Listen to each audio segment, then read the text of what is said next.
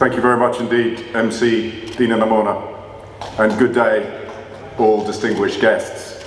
And for those of you who travelled from overseas, a very big welcome to Papua New Guinea. So let me start instead by thanking the people of Motokoita, who are the indigenous peoples of Port Moresby, on whose land that we sit today, for their gracious acceptance of our capital city on their homeland. So I'm very conscious of timing. The Riot Act has been read to us, and so I've only got 15 minutes, and what I'll do is share a little bit about the journey that Steamships has had in Papua New Guinea, and how that we are growing, and how we're going to use the special economic zones and other opportunities to help drive growth in PNG. I think the first comment I'd like to make is that obviously in PNG, it's a very different context than many of you coming from other WIBF countries would be familiar with, in that 99.99% of Papua New Guineans are indeed indigenous, and so business by definition is indigenous business. So the challenge that faces us as indigenous companies is how we are able to export that opportunity and maximise the opportunity to grow the social economy here in PNG. So Steamies is Papua New Guinea's oldest company. We only operate in Papua New Guinea. We've been going since 1918, and very much a household brand name here in PNG. We've got major institutional investors from around the world because we're listed both on the Australian Stock Exchange, and we were the very first company to be listed on the Papua New Guinean Stock Exchange. And that's allowed over 600,000 Papua New Guineans, direct and indirect, shareholding in our business and in the opportunities that we bring. Now, we cover three main divisions: in property, hospitality, and in logistics. Overall, there's 28 companies within our group, and the majority of those companies are joint ventures with different local landowning groups. What that means is that we directly employ 4,000 people, but indirectly we reckon that there's probably over 100,000 Papua New Guineans that are directly reliant on Steamships businesses for their livelihoods and the support of their families. Allow me to touch on special economic zones, because I know that's something that's been focused on here. What it allows us to do is to really provide an attractive location for potential overseas investors. We are strong supporters of the Papua New Guinean government's strategy of attracting additional foreign direct investment in downstream processing, in manufacturing, and in assembly. That's the way that Papua New Guineans can capture a greater share of the value, the economic value of the resources that they have available in Papua New Guinea. So with Minister Maru and with his ministry, working to get SEZs, viable SEZs, up and running that allow people to come into the country from outside, or indeed domestic businesses to set up new facilities and benefit from the incentives that the government are generously offering to create new opportunities for Papua New Guineans to earn and expand the manufacturing, assembly and downstream processing facilities. For us in particular, there is one putative SEZ very close to the international port, which is called Portside. We call it Portside. It will become Papua New Guinea's first integrated business park of the sorts that you will be very familiar with elsewhere in the world.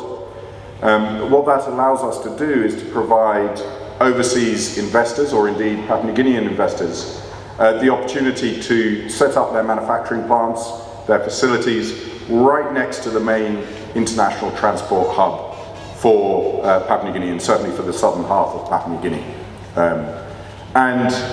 What we hope to be able to do within the next couple of years is generate about 1,000 new jobs in that area, in the downstream manufacturing, processing and assembly subsector.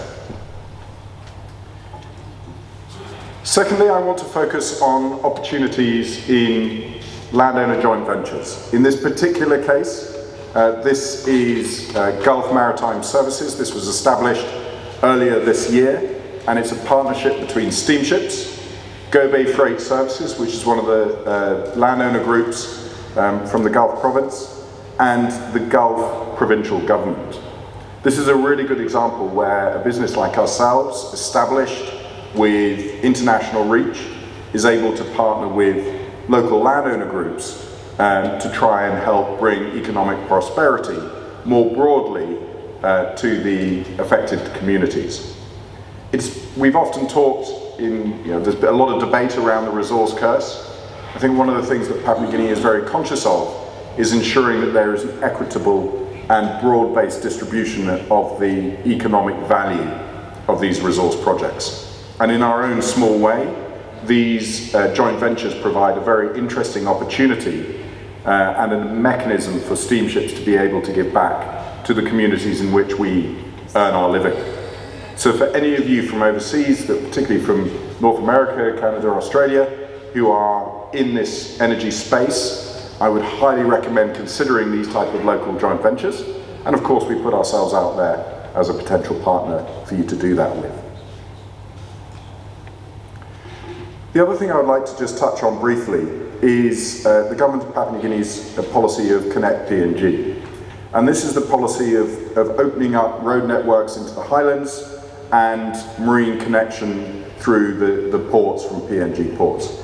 This is a particularly important part of any country's development, and it's again one that Steamship supports, and there's great opportunities for any businesses that are looking in at Papua New Guinea in the supply chain logistics, the cold chain logistics, and indeed there's a fantastic cup of Papua New Guinean coffee available just outside. The challenge for us isn't so much that we have the products available, the challenge for us in PNG is getting those products to market.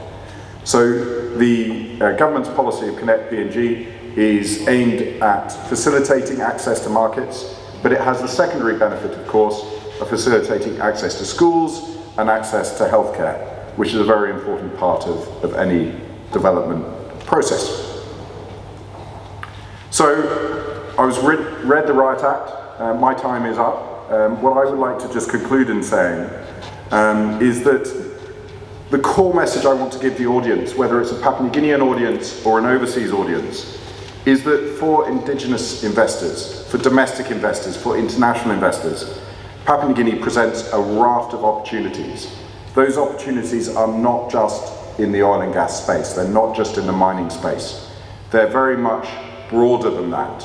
And it is in the broad-based economy that we're all looking, the government and the business community are looking for additional investment, looking for additional partners.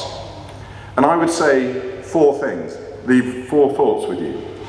PNG is about to enter into about 15 years of a boom. We know the economy has doubled in size since PNG LNG. We know it will double in size again with Papua LNG, and with Pinyang, with Wildebeest, with Wafi, with Twinza coming on stream, we've got the chance to triple the size of the economy in a 15-year period.